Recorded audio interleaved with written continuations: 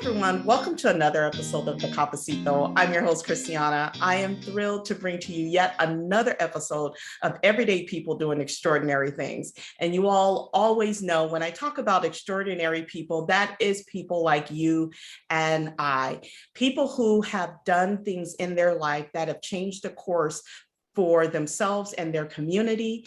And today's guests are no different from that. And so we're going to talk with them about their journey and who they are and what they do and all that jazz. But moreover, we're going to learn about their founder's story and how they're continuing to build their company to a place that is going to be sustainable for future generations.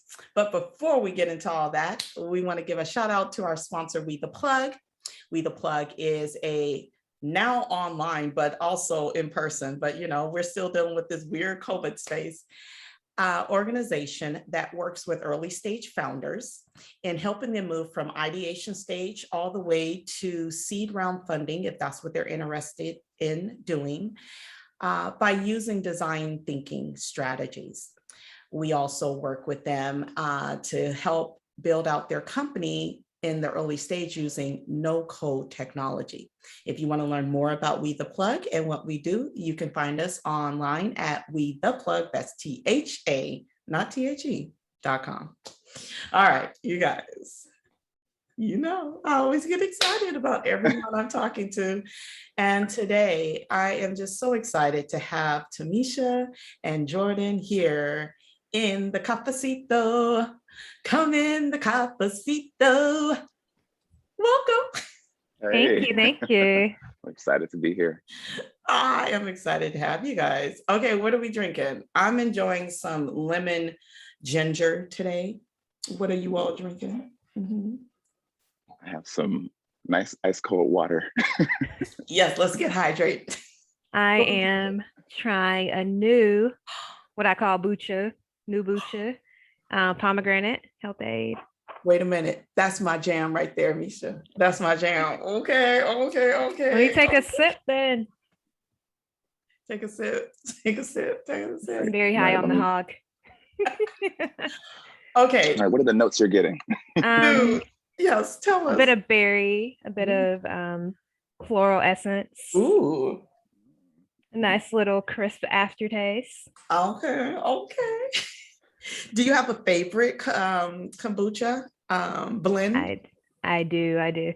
So my absolute favorite is the GTS Synergy Gingerade is my absolute favorite, and then Guava Goddess. Okay, neither one of those I've tried, so now you've just added to my list of flavors that I need to try out. Jourdan, what about you? Are you a kombucha type vibe or? I am, but I stick to what I know. So like Watermelon Wonders, and pink apple lady or pink lady apple, whatever. Yes. Pink lady apple. Oh yes, yes. I've had that one. Yeah. Wait, so neither one of you all have tried the mojito lime one or the blackberry? I don't know that we have that one here. We have a local brand here in Dallas that has some that are kind of flavored like that, but they're not that brand. But they do have some new hard ones. I had a pineapple mojito one from GTS. Whoa. All right. We're going to have to get into all these different kombucha. We got to do a kombucha tasting. Yes. Experience coming soon. Man. All right. So why don't we have you all start off by introducing yourselves? Awesome. Well, I guess we can independently go. So I'll introduce myself. I'm Jourdan Brunson. I'm originally from Chicago, although recently transplanted to New Orleans. Chi-town. Knowledge. Yeah. Moved down to New Orleans because of one, wanting to just experience somewhere else, especially like you mentioned in this time we're in. And also I have family ties to that area. So it's been an enriching experience doing that. And then, meeting other people within the space who are interested in their family history research, which is what we're all about. So Misha, if you want to go ahead.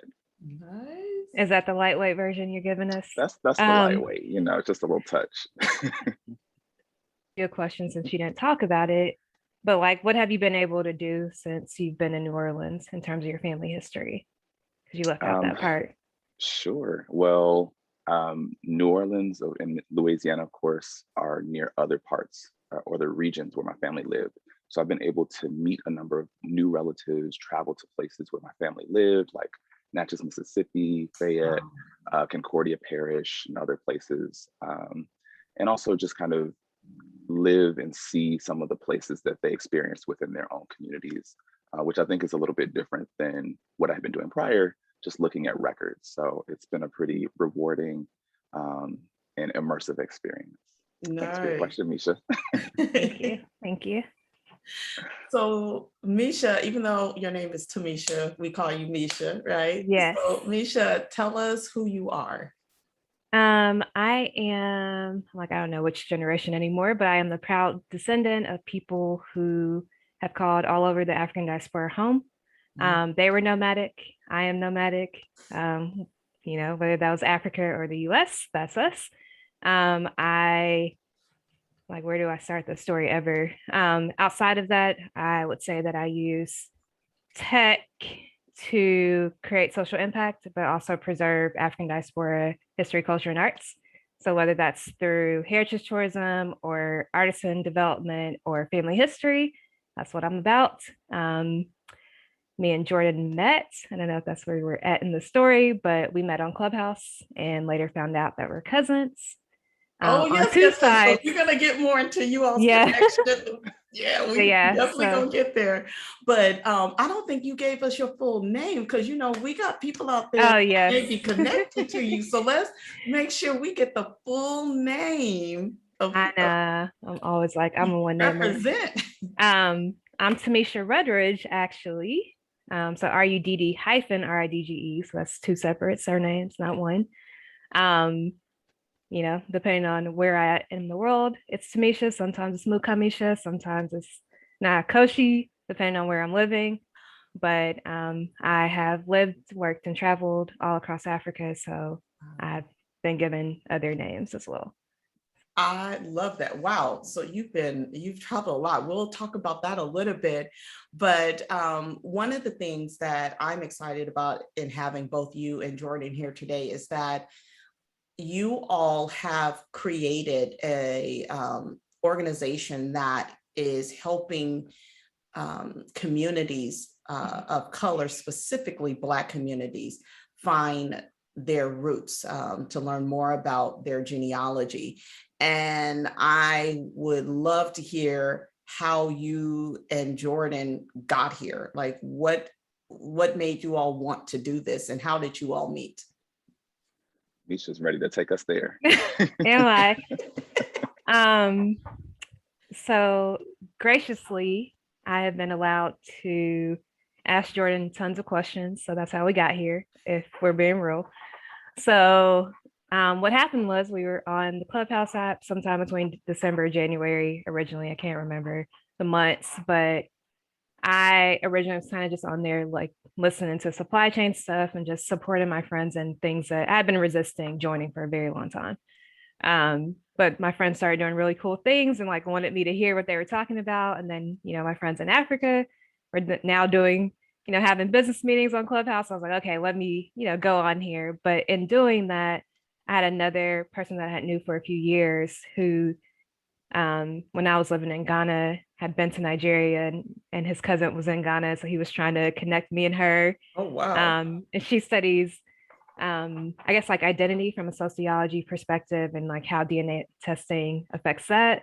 Oh. And so I had knew about that for a while, and he had been trying to convince me to DNA test, but I was in Africa and hadn't. And so last year during the pandemic, after I lost my great grandmother, I was like, look, I'm not going to let people keep me from my family's history in this way. And I had kind of gotten to a point where I guess I felt stalled in my research, but now I'm like, I wasn't really stalled. I just didn't know how to do it. But I had connected with one side of my family that we had been disconnected from, and we ended up having a family reunion in 2019, Okay. which just really, I was like, okay, I'm going to do this for all the other sides of my family, like as many sides as possible. So then ended up meeting Jourdan and a whole bunch of other amazing people on Clubhouse who were having different rooms about family history and just topics around genealogy. And then I think we kind of got stuck to each other, and I let Jourdan talk about, I guess, more of what he did that really brought us all together. Ooh, okay. Well, okay, so like Misha mentioned, we were in this kind of unique space because I know I was a part of other genealogy specific communities, whether in person and online. Misha was too. However, I think there was just this different experience of getting to know people and getting to hear like the frustration in their voice when they, reached a hurdle, or the excitement once they found something new and was able to overcome something.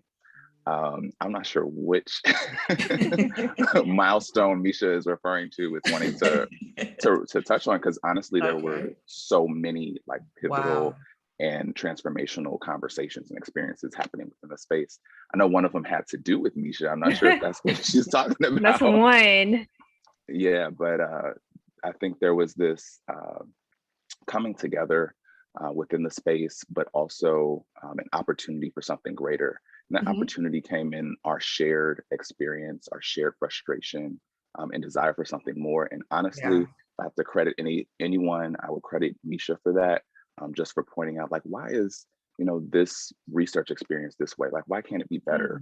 Why aren't we doing things this way? And so those questions that Misha alluded to asking are really what poked holes in the usual way of going about doing things and propelled us to question, well, maybe we can do something greater. And so those questions ended up forming kinkofa, which is a genealogy tech company and platform that really helps Black folks propel their research and really find their family. And Misha, if you want to go into explaining what kinkofa means, because she also it's one of her creations and one that I love. Nice. Yes. Nice. Let's go, Misha. Now that you like wrapped it all in, so I can't come back with the story. I am going to go back to the story. So one of the things that Jourdan did that really, I think, transformed that particular moment. Well, one, for me, it was confirming my paternal side of my family, which opened up, made all of my DNA results and everything make sense. So that was like huge. And then that's the beginning of us learning that we were related. So then Jourdan was kind of spearheaded the making of this like genetic database of all the members that have been in our clubhouse rooms. And through that, we realized that we had all been disconnected through Great Migration, transatlantic slave trade, so on. But our family members, like, we're related. So literally almost everybody in the group, whether it's to each other or, somebody's the cousin of somebody else. And so. No, wait. Let's pause for 1 second. Did you all meet for the first time on Clubhouse, or were you already in each other's circles and then just got on Clubhouse? The majority of us had never met. There were a few people who did, I think, know each other and have relationships, but most of us, like Misha and myself, new folks coming together, not expecting anything. So did the ones that already know each other, did they know they were related? I'd say in Jourdan's case, yes, because he brought his cousin Shauna. And then she might have brought a cousin, or I would tell like a cousin to listen, but they wouldn't come. But I think over time, yes, like you're saying, like the shock you're having is the right shock. That everyone in the group, even if they did have a relation to that person, you all were able to connect everyone in the group to the same lineage line on some level. Not same lineages, not exactly but to each other and to us, like to our community, and realize that we have shared lineages in our community.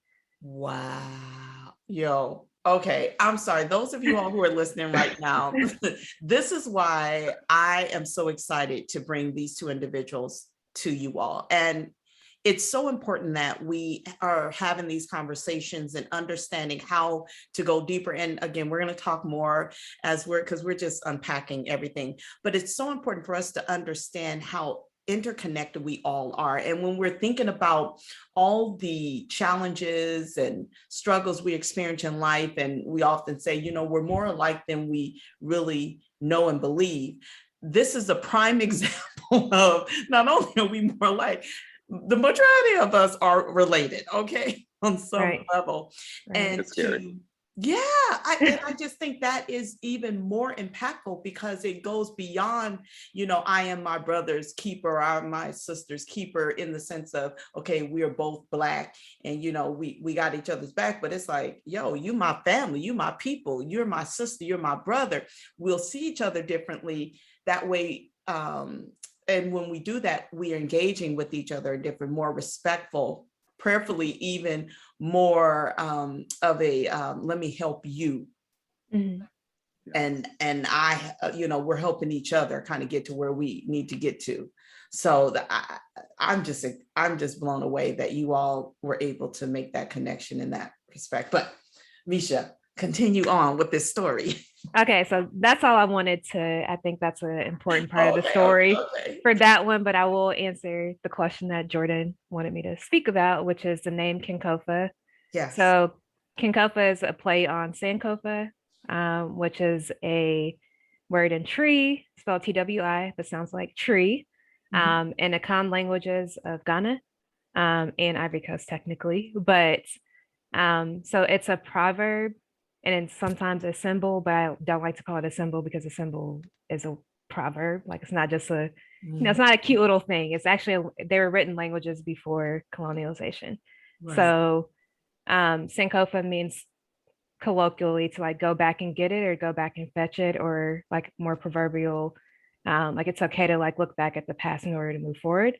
Wow. And so the ko means go and fa is to fetch. So for us, kin, we added the Black American, like my kinfolk. Yeah. So adding that to kinkofa is like go back and get your kin. So that's what it means. Wow. You know, first of all, that's super deep. But I love how you have been able to draw into one word, the diaspora, like literally with one single word. You've been able to do that, create that. That's incredible. So let's go deeper into kinkofa and what it does. You know, both of you all have different backgrounds, but you've been able to cross-pollinate each other's world in order to build kinkofa. So Jourdan, let me have you start. Like, what is your background? Is this your background in, I mean, have you been doing this for years, genealogy, and you found your other genealogist who happens to be your cousin? I wish I could say that. I mean, it's definitely been a passion of mine. My day job and my experience has been actually somewhat, I'll say, like a corner of Misha's experience, where I've worked with a number of young companies and startups and helping them more in a marketing driven direction. So I cover both product and digital marketing in my day job. And I've been able to, actually for the last few years, I have been looking for, you know, where is the intersection of what I do at work, what I'm talented at, what I've spent years doing, and what I absolutely love. What I absolutely love, of course, is not only finding my own story, my own family history, but also helping others do that. Not necessarily doing that for them, but helping them get there and opening them up to that world. And so I think for me, this has been really a blessing of finding that intersection. Yeah. That's my experience. It's been a big learning experience as well, just embarking on this and really borrowing from some of the experience and expertise that Misha has brought. So I'll let her speak to, you know, her past and where she's at.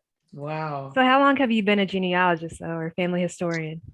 I mean, I've been a family historian, I would say, I guess it depends on how you define that. I've been someone of interest to family history, to my own family history since I was a kid, just hearing stories, taking them in, being fascinated by them, but have been actively researching for the last 14 years.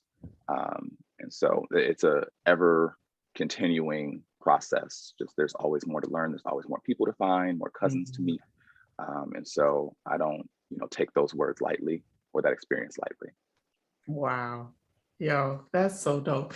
All right, Misha, like, what's your background?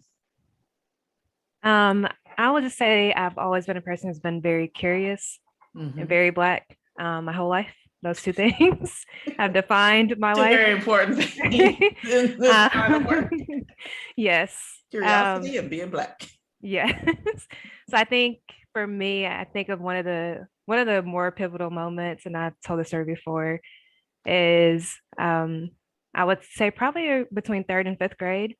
So one was being able to watch an episode of The Cosby Show when Miriam Makeba was on, and she was talking about the beauty of Africa, and I was like, oh, like I want to go there one day, right? Wow. And then shortly after that, getting students in who were coming from Liberia and just places that were going in conflict at the time, and me being like their peer assistant leader and helping them acclimate to school. Yeah. But like confused because I'm like, wait, Miriam Makeba said that Africa is so beautiful, then like, why would you leave Africa to come here? Right. So getting an understanding of that, like I became very conscious of like international relations very early, which is what I ended up studying. Because I was also in a district that was very diverse in terms of like culturally diverse, not necessarily people who were Black American, but like other Black people from other places, whether that was Latin America, Caribbean, Africa, wherever else. So kind of grew up with a lot of other, especially taking like advanced placement classes, I would be like the only African American. And so, there's certain kind of some of the politics that we still go through, like the identity politics now with like being Black, but like kind of not like everybody else or kind of like everybody else. Right. And, friends, parents being like, oh, this is this, or like just very different. So that I've increasingly realized like that early period had a deep impact on my life. And then that led me to study international relations and African American studies with a focus on Latin American studies and Spanish, with the goal of, I used to want to be Secretary of State, but I also wanted to practice like international law and be a doctor too.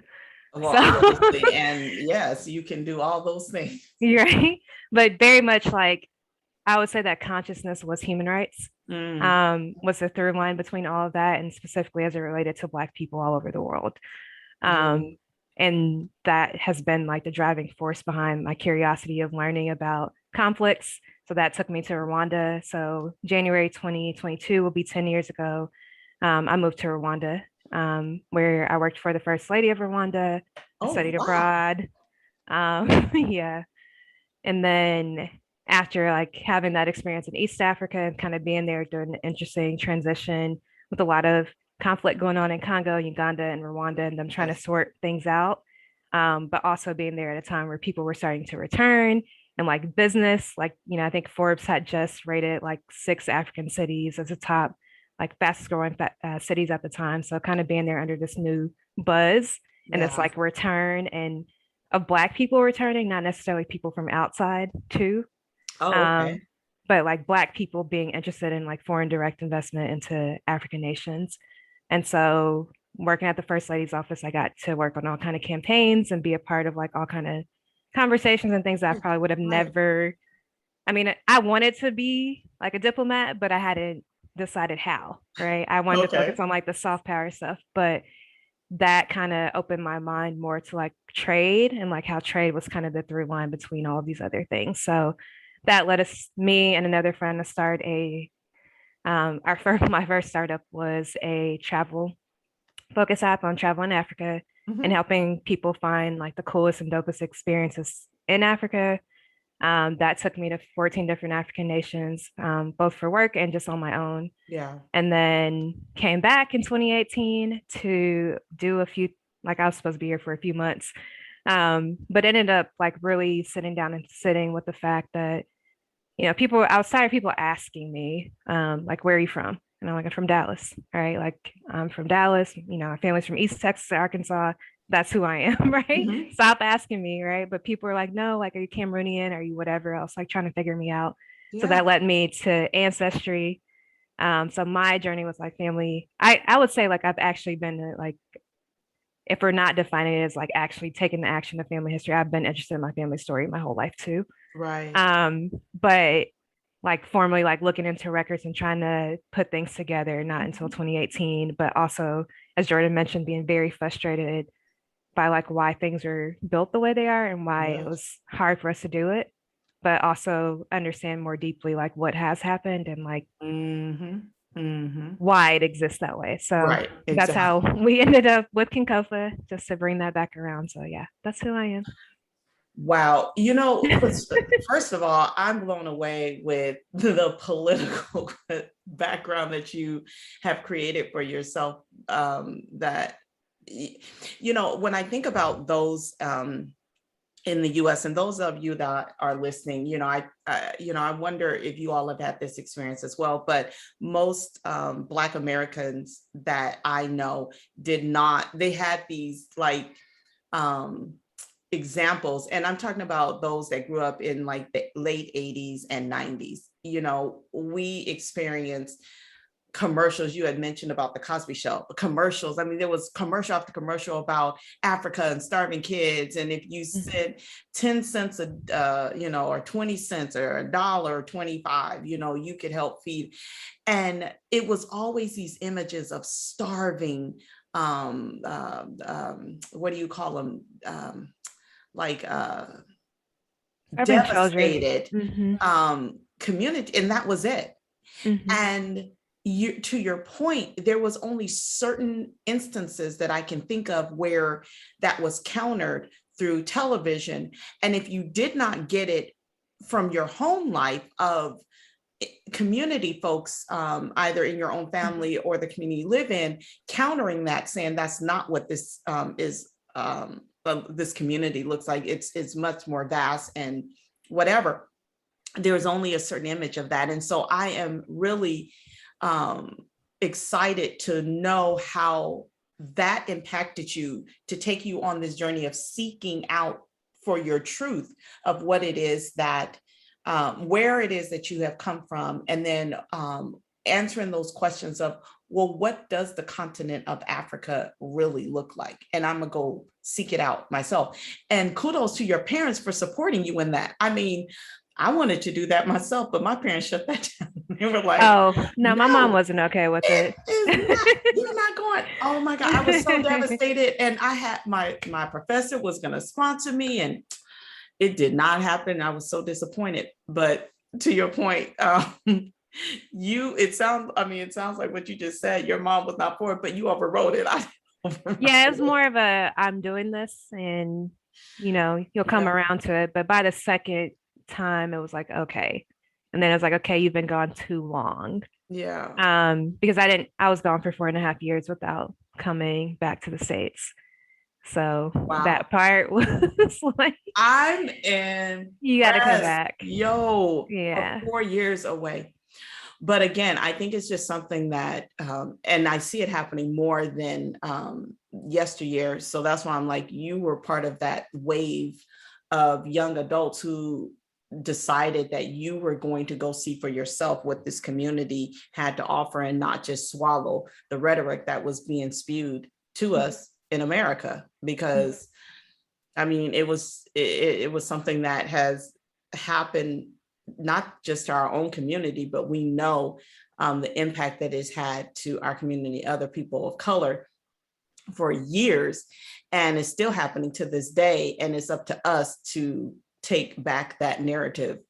Yeah, even the narrative of like what Hollywood has sold the rest of the world about what Black America is too, especially in entertainment. So there's a lot of there's a lot of reclaiming to be had, and that's what I'm hoping that we can do with Kinkofa, and some of the things that we have going on. But yeah, there's the part where a lot of people in Africa also don't know who African Americans are, like what we've been through, and specifically, I'll just tell y'all about this because it actually is very key to like what we're doing. When I was in Rwanda, my friend's mom, it makes me tear up to this day, but I'm okay. But my friend's mother, probably at this time, like in her late 60s, and they had taken me to like the village or whatever to like visit her mom. And like I, I went, and this time she came, but she was just really like interested in me. Like, why do you speak the way you speak? Why don't you know Rwanda? Like, I need to understand this. And she's asking them to ask me questions. And they're explaining to her, because I had to learn how to say in Rwanda that I'm Black American, which doesn't exist in Rwandan languages. So people are like, so are you Kenyan? Like, are you like Obama? Like Barack Obama, like your mom, like your dad is something, and like maybe your other parent is white or something else. Yeah. Like people were trying to figure it out, because like Black Right. Americans in Rwanda is like, now it's more of a thing, but it wasn't like a thing, right? Not in the way that I was there. Right. So, Right. Right. in explaining that to her, I explained the slave trade. And so for her, she said, "Oh, a genocide," like literally. And so Mhm. it was that moment that made me realize, like, wait, there's like the purpose of a genocide is to erase the culture, part of it, like the social cultural cohesion, Yes. right? So thinking about in that moment when she said that she realized that what I said was a genocide. And like I had never heard anybody else. And I've heard like more of a hotepery way of explaining that, but not in that particular way from somebody. So she immediately was like, bring all your family here. Y'all can have, y'all can stay on my land. Like she was willing for me to like offer all of my um all of my family land, like land to grow and like be okay in. Because Right. this family has been displaced immediately, Yeah. she wanted you to take refuge in. That's the whole point of what I'm talking about with this Right. and the work that you all are doing, Right. is that when you're able to connect with someone and see that they are you and you are them, that's exactly Right. what she was looking at. Oh, you are Mutu. me, you are my family, come here Yes. and build with me. What? That's literally what Ubuntu means. Like, I am who we are, or like a person is a person through another person. Like that's literally it. And I think Jourdan and I were just talking about this probably like 2 days ago, but literally that's what we're doing. So more of that. So not when we, and I think another thing that you said it earlier, but I just think bringing it back is like we're saying Black right now because that's like there's a global Blackness, and people Right. can be from all different places and still be Black versus like having to be identified as one specific way. Mhm. And so some people are like, well, I don't consider myself Black. Okay, like it, you know, it's okay. Like if you are Afro Latino, like whatever you Yeah. consider yourself, you're in this Yes. diaspora no matter what. No matter what. So, I mean, until we have better words for it, that's what it is.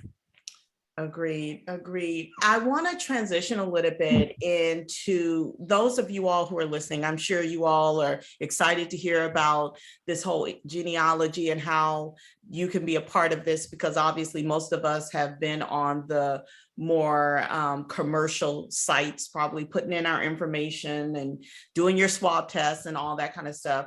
But oftentimes when you get your reading back, it is not as detailed as you would like. And so it's kind of exciting, but it's like, well, what does this all mean? So I want to hear a little bit from you, Jourdan. I'll let you kick it off and then kick it to Tameshia. But with kinkofa, like what is it that you all are creating to kind of change the process for Black, Pan-African, again, however you identify yourself, but the diaspora here in America to find their lineage that's different from what's already on the market today?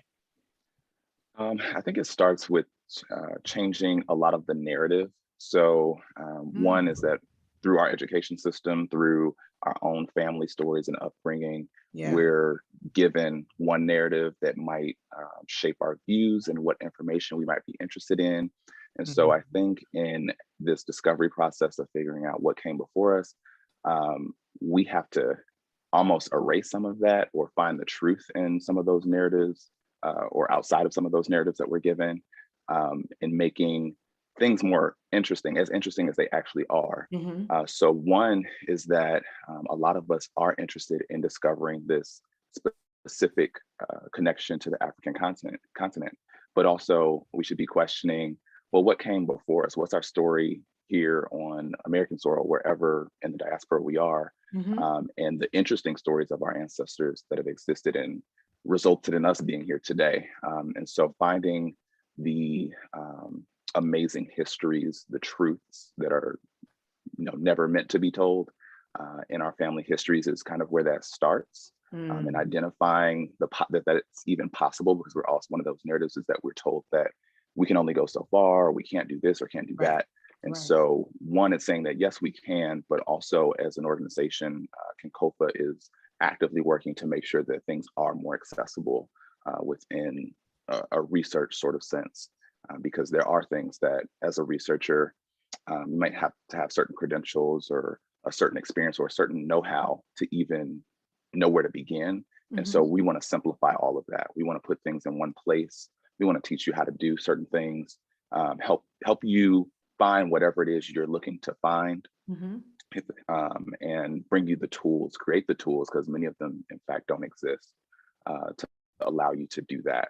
One thing Misha said recently is that in her experience, this research process of discovering her family history has been basically, it's not right.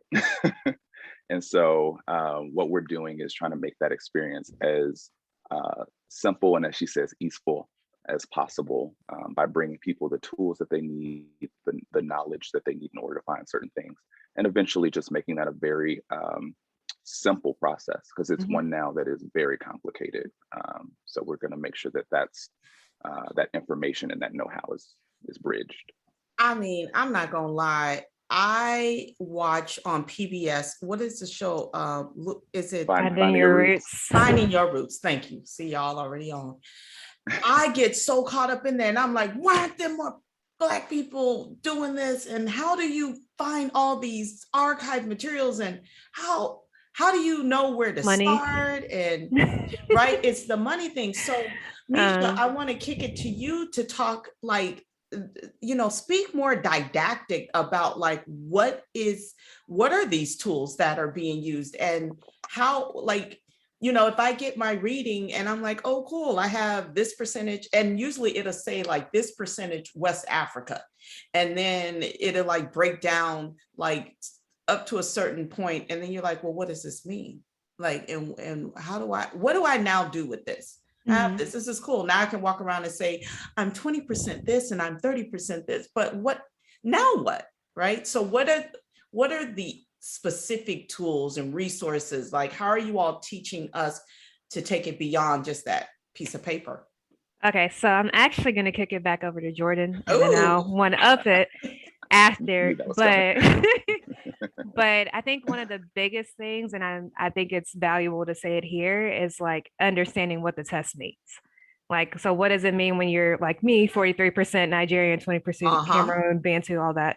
Or what does it mean when you get one test back and it says you're from the Mende tribe of Sierra Leone? Like, what does that even mean? So I'm going to let Jourdan explain the science behind that. Cool. Well, okay, so there's a few things in terms of tools that I'll try to cover. So one is that there's now in genealogy two main, I would call it three actually, but two main approaches. One of them is the typical paper trail route of looking at things like the census, birth certificates, death certificates, et cetera. The other is a more DNA or genetic genealogy sort of route. What's been catching a lot of popularity lately is the DNA route because it's new, because it's also newer information than what we're used to receiving. And that's one that I think more people are becoming familiar with and interested in. The other, I would say, is oral history, one that kind of relies on the information we're passed over generations. Now, with the traditional paper trail route, one thing that we're doing is there are certain methodologies in researching family histories of Black folks that are prescribed. They're different from the experiences of other groups, and things that we may have to do in terms of extra steps or just things that are different. And what we want to do is use technology to kind of automate some of those processes.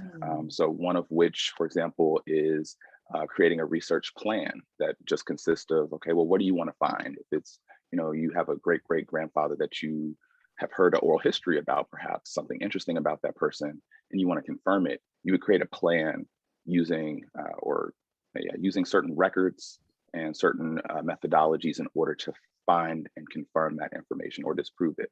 And so one thing that we can do is understand what information you want to know. Whatever that research question that you have is, we can receive that question and create an automated plan that will point you to certain records to kind of guide you more or less. Because right now, if you were to join, one of the major genealogical companies researching your family, what you're often going to encounter is this wild, wild west of information.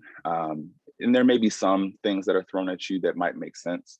But in terms of finding the specific thing that you want to find, which is often unique to the Black experience, there isn't something that really guides you the way you want to go unless you're hiring someone to do it for you. And then on the genetic genealogy side of things, one, when you take, like you said, when you take a lot of these tests, you might find information like, hey, I'm 30% Nigerian and this and that, but you're not given a lot of the historical context of what those results mean, what the scientific context of what that means. Because like you said, what does 30% Nigerian or whatever ethnicity estimate you're given actually mean? There's also like a cultural enrichment that might be missing. I think a lot of us take those tests and are looking for some form of affirmation and a missing link to our story. But then we might be left to discover what that story actually is. And so how can we enrich that experience of discovery once you make that connection and give you an authentic connection and experience? Maybe it's connecting you to, a cousin that might be of that ethnicity, or, a travel experience to that destination that enriches you culturally. So I think there's a lot that we're approaching that just doesn't exist, but should. Things that our experience uniquely faces, and it's just not being addressed by anyone else in the market. Wow. Misha, did you want to touch on anything else? I was just going to ask you to answer, I guess, Christiana's question about like, what does it mean when you're 30% Nigerian? Like just the science behind the two kind of genomes that people are testing for right now versus what we might do. Yeah. So if I were to take, and I've taken an Ancestry DNA test, I've taken 23andMe, MyHeritage, I've taken them all pretty much. And with those sort of tests, I'll just name them specifically. So Ancestry DNA, 23andMe, MyHeritage, Family Tree DNA, and there are a few others. Those are all autosomal tests. I won't go into necessarily what that means. But what autosomal tests do is they look at your DNA for the last 5 to 8 generations. So the DNA that you've inherited from accurately, I would say back to your 4th to 5th great grandparent. And so in some cases, those tests are going to connect you to cousins. But what Misha's referring to and what you asked is about the ethnicity estimate. So you might get an estimate that breaks down the genes that you've inherited and associates them with a particular ethnic group. Basically, what that means is there are people within a certain ethnic group within their database that share the same genes that you do. And so when you get that 36% Nigerian estimate, what that sort of means, for the most part, is 36% of your genes or your genome matches to their database of Nigerian ethnic group specific peoples within their database who are living today, in most cases, who identify or live in that region. The complication there is that over time, and again, these tests only go back about to your 4th or 5th great grandparents. We have ancestors before that who may not, so they may have had those same genes that connect to those living Nigerian that reference pool that they're using. But your ancestor may not have even been Nigerian. They just may share the same genes because maybe they share an ancestor with those people in their reference database. Your ancestor could have been from a nearby region or may have identified with a different ethnic group. But not to say that like the borders were also more recent than what our DNA is. exactly. So there's a lot of anthropological and sociological consequence. There's one not being explained with a lot of these Okay. tests. Right. Again, I think the word ethnicity estimate is used because this also doesn't tell the full picture. So we don't have all of the genes of all of our ancestors. We only have the ones we inherit. So you get, 50% of your genome from your mother, 50 from your father, and they only get 50%. So again, those 50% are getting left out on each generation. So eventually some ancestors get left out of the picture. This makes So so it's much only telling sense. My it's only telling part of the story. Yes, because two of my sisters have gotten their tests done, and something will show up in one and not in the other. And we're like, wait, we're from the same parents, unless you all have something you want to say to us.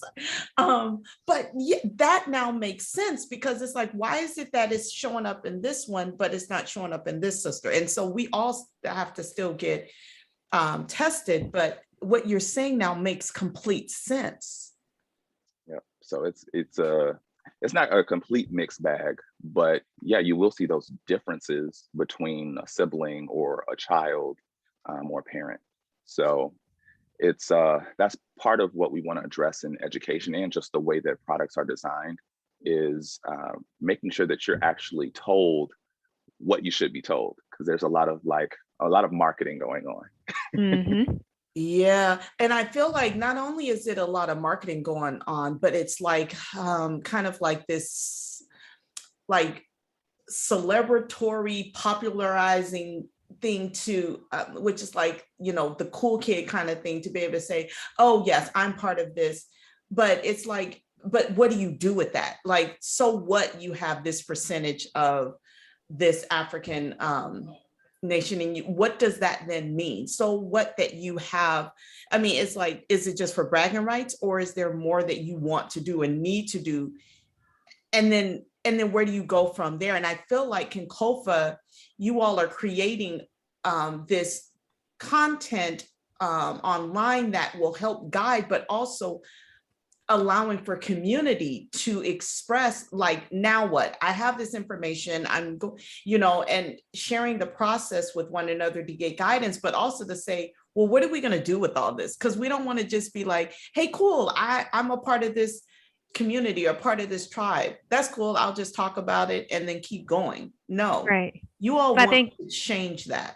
Go ahead. yeah, so that's where I think kind of what Jourdan was mentioning, like the research Yeah. plan and like, Yeah. what are your goals with this? Yeah. And then we'll be able to say like, okay, is it, you want to take a heritage trip, whether that heritage is New Orleans, whether that's the Caribbean. A lot of people might be surprised to realize, like for me, I know I was using the current tools, just saying how much Caribbean ancestry I had, like living cousins who are in the Caribbean. Yes. And I'm like, and not seeing it for Africa first, but then seeing my great grandmother's results and seeing hers for Africa, not mine. So I was like, is that a boat stop? Like, so it's really contextualizing probably like all the things I've ever learned about everything and putting it to that. But one, being able to do heritage trips locally, internationally, regionally, wherever. But also, maybe the next step is business. Maybe you just want to meet your family online in a Zoom call. Like, make sure that we, I guess, deepen that experience too, and like really reconnect us and have a full kinkofa/synkofa journey. I absolutely love that. So for you all, when we're talking about kinkofa and or first of all, can people, those of us who are listening to, and watching this, can we access right now anything on the site? Like, where are you guys with the rollout, with the launch of kinkofa? I guess I will go since you're staring at me. So right now we have a mixed bag. So again, we mentioned that there has to be a lot of just contextualizing of history first and training people how to do it in a way that the right way. I want to say the right, but like our way, right? Okay. Like how do you contextualize all these things in the data that you're getting? So one, is it your research plan? And are you trying to figure out like who your ancestors were just before enslavement? or who they were, who was enslaved, or like whatever that is. So What's the getting, goal? yeah. Got it. Uh-huh. So first teaching you, because right now, oh, like Jourdan was mentioning, a lot of it's academic, right? So it needs to be taught in a way that people can grasp according to like whatever way that they learn, whether that's video, whether that's like a step by step of like how you read this record, what it means, what reading that information on it means, like what does it mean when it says farmer versus farm labor, right? Like so farmer could mean that your ancestor owned land.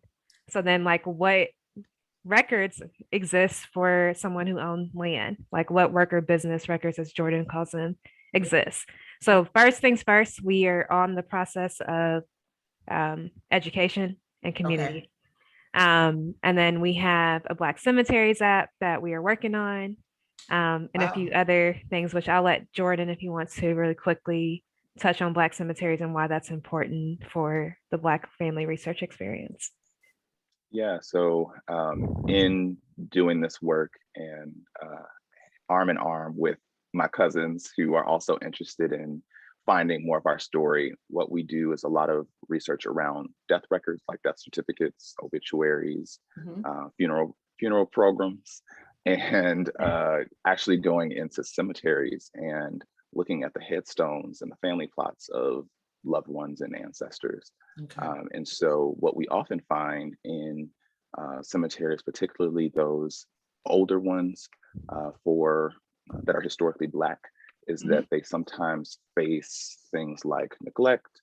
There may be difficulty in terms of management. There's been widespread news coverage around unethical practices for privately owned commercial cemeteries.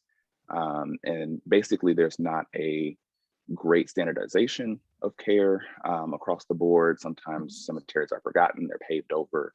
And what we want to do is, one, document and preserve as much as possible, but also find sustainable ends for some of these cemeteries, because they really do tell that community story.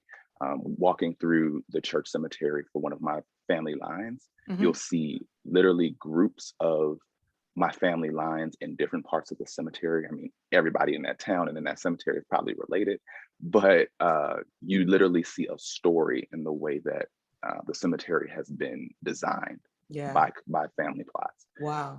And so it's important to preserve those. And what we're doing is inspiring people to do that, and also to come together and research together and hold projects that preserve and restore some of these cemeteries and stories.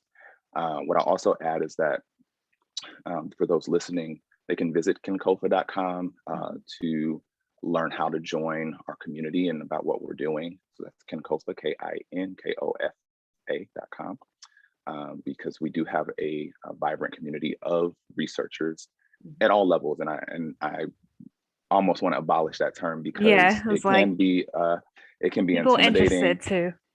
Right. It's people at all levels who have never researched a day in their life, that might just be curious, not even knowing what to expect, and people who have been doing this for decades or professionally, coming together, no ego, just learning together, sharing, building relationships like we've done. And wanted to help. Wow. So Misha, when we get online and we sign up, like walk us through the process real quick of how we would onboard to your platform. So right now, when you go to kinkofa.com, it's to request an invite into our community. So that'll be the first thing. And so you'll get an email from us. If you don't see it, we can't help the spam god. So just look for our name, Kinkofa. Once you find that, you hit the button to get your magic key inside the community. Once you're there, you'll be greeted with instructions to make a profile. So you add your pictures, your surnames.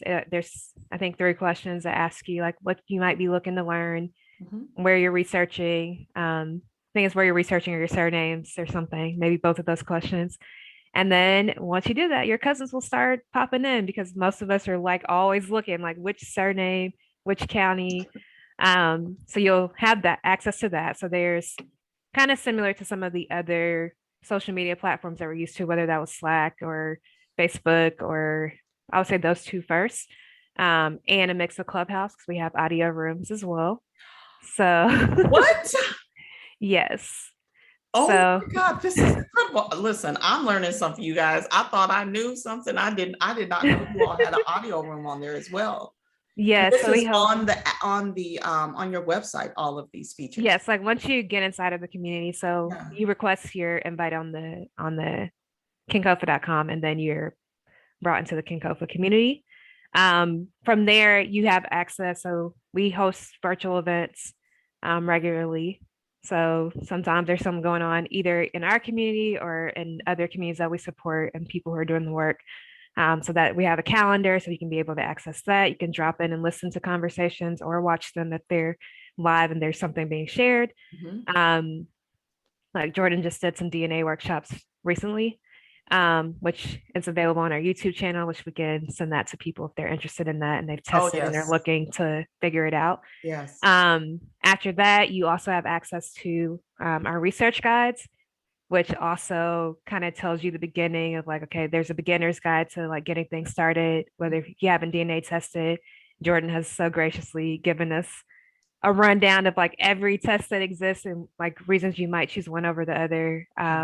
There's guides on like researching work and business records. So if you know the history of Labor Day and the Pullman Porters, you'll see records on how to, or a guide on how to look for Pullman Porter records if you know that your ancestor was, you know, a Pullman Porter. As well as like a guide on how to do oral histories if you're not ready to like DNA test or anything yet. You can Okay. just ways that you can do that and more coming. So there's that. There's a community. We have different threads or conversations going around DNA, around just general research, your most pressing questions, notifications for us. And eventually, pretty soon, we'll be able to do some matching of people by research counties and surnames as well. But that's just one of many tools that we'll be rolling out. Wow. So That's a definitely lot. stay connected. That is a lot. That is no small effort of work that you all have put in there, and I'm excited about where this is, and where it's going. What is the call to action for folks that are listening that you would want to leave with them? Jourdan, I'll have you start off and then Yeah. For me, it's find your story, because we talked about something like a research plan or a research question. Really, if you come into a space like ours, or even come in contact with someone who might be able to help you in, figuring out your family history research, yeah. It might be important to have that starting point of interest. I know for me, when I think about the way that I became interested in family history, and I've heard this from many others now, is through these incredible stories, these incredible oral histories around my family and their experiences. And that just caused me to ask questions of, well, how did this happen? Or like, that doesn't seem to make sense. I'm going to try to see if that actually happened or not. And so I would say both find your story and find your people. And that's what we're here to help you do. So if you don't have that, that starting point or that question of interest, it might be because you haven't heard, oral history or something that has driven you to be of interest or be interested in your family's history. And so I think we can help you find whatever that interesting quality or interesting thing that's going to set you off. Because I will give a disclaimer. This can be quite a rabbit hole. Many of us have put in some real work and effort in finding these stories. So I would say that's a call to action, to find your people and find your story. Nice. Misha? Well, Jourdan took one of mine, was find your people, or connect with your people. But I would say the other thing I think for me is like make sure you talk to your elders. Yes. Whether they're 90, 80, 70, 60, like I've spent the last probably all summer just talking with great grandmother, grandaunts, all of them, and not knowing that, they were there when schools were integrated. They can tell me what Dallas used to look like. If I take them driving down the street, they're like, no, this wasn't here. What is this? This is where, this restaurant has been here since I was little. I found that out recently. Or learning, I think 2 weeks ago, that grandmother who's 90 something. We don't know how old she is yet.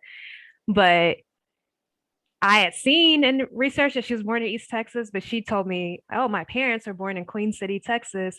And then I was born in Queen City, Dallas. I was like, what is Queen City, Dallas? And not knowing that there's an enclave right down the street of people who moved from East Texas to where, like, who were very formative in the shaping of Dallas. Wow. So I would say, yes, like celebrities are cool and all, but like your people have survived Mm. things that you don't even know about. And so like a lot of our work, I think, is really just making sure that like you capture those stories. So I would say, again, talk to your elders. Man, you guys have inspired me so much. And one of the things that I had not told you all that I had been doing, but I literally, I have to add on to what you all are saying is, um, when you're talking to your family and your elders, to record, to Yes. document. I did not realize how valuable it is to either video or audio record conversations, until, gosh, probably the last like maybe 15 years. I started doing it about 15 years ago. And I used to go back and just use it as a, just a memorial type of thing to honor them, to listen to their voice. It was just lovely for that reason.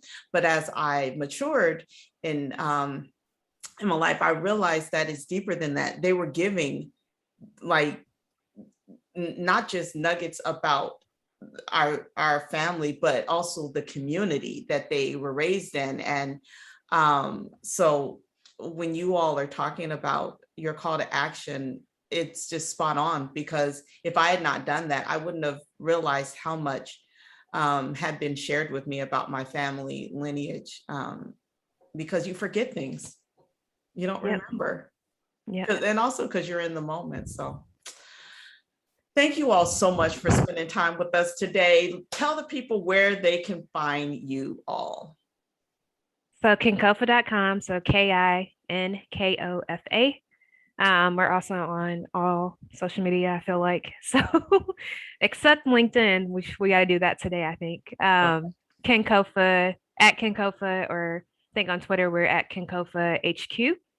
But yeah, we're all there. We have a lot more rolling out in the fall. Make sure you get tapped into the community. Jourdan, I leave anything out? No, I think that's it. Oh, That's if you where want to we reach at. us directly, you can email us at hi at kinkofa.com. So KINKOFA.com. And if you want to find them on LinkedIn themselves under their surnames, Jourdan Brunson and Tameshia Tameshia. So I got a new Who is name. Tameshia? I don't know. I just added that to your collection of what is it, 5%?